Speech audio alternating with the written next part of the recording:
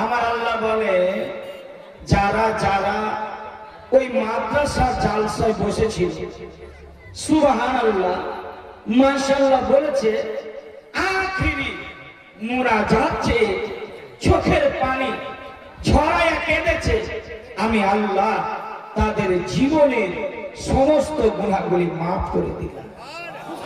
একটু জোরে বলেন সুবহানাল্লাহ। আমি জীবনের গুনাহগুলি মাফ করে দিলাম। ফেরেশতারা ছেড়ে দিল না, এরপরও বলবেন এ আল্লাহ ওর মধ্যে পাবজি করছিল, ওর মধ্যে ফ্রি ফায়ার করছিল, ওর মধ্যে জুয়া করছিল, ওর মধ্যে সুদ করছিল, ওর মধ্যে বেঈমান ছিল, ওর মধ্যে হারাম করছিল, তার কি হবে?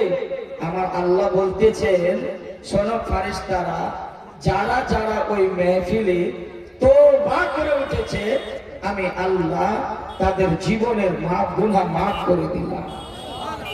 আর একটু জোরে বলতে হবে সুবহানাল্লাহ।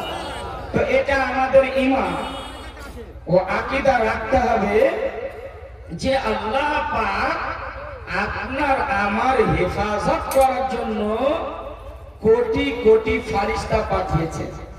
আপনি সব ফেরেশতার হেফাজতে আছেন, এটা হচ্ছে ঈমান। ঈমান রাখতে হবে। আপনার পেছনে আমার আল্লাহ পাক 20 জন ফেরেশতা লাগিয়ে রেখেছে। কতজন বললাম? 20 জন। সন্ধ্যা যখন হয় মাগরিবের সালাত, আল্লাহু আকবার আযান যখন দেয়, 10 জন ফেরেশতার ডিউটি শেষ হয়ে যায়। মাগরিবের পর 10টা ফেরেশতার ডিউটি আমার আল্লাহ পাক লাগিয়ে দেয়। সম্মানিত ভাইরা, আজকে আমি বলবো, ওয়াজ স্টার্ট করার পূর্বে আর একটু আপনাদের আকীদা পরিষ্কার করে দিতে চাই।